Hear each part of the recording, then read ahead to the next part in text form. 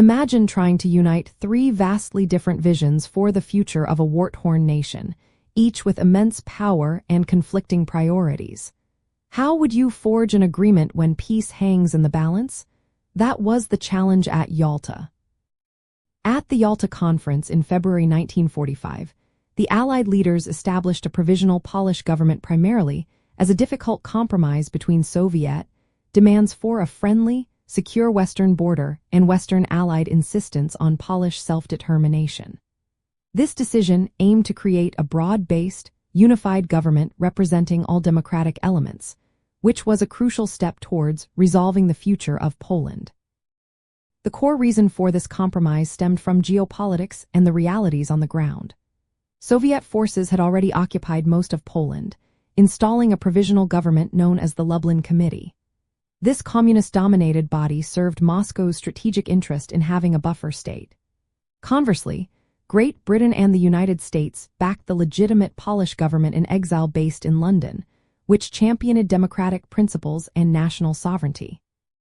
The Yalta Agreement sought to bridge this chasm, preventing an immediate Allied schism over Poland's future while acknowledging the Soviet Union's dominant military position.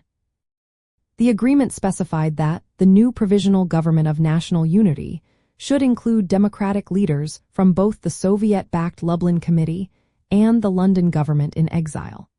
Its primary task was to organize free and unfettered elections as soon as possible, ensuring that all democratic and anti-Nazi parties could participate. The hope was that these elections would allow the Polish people to choose their own destiny, thereby satisfying the Western Allies' call for self-determination while theoretically maintaining Soviet security concerns through a democratically elected, friendly neighbor. This was a monumental diplomatic challenge for the so-called Big Three: Franklin Delano Roosevelt, Winston Churchill, and Joseph Stalin.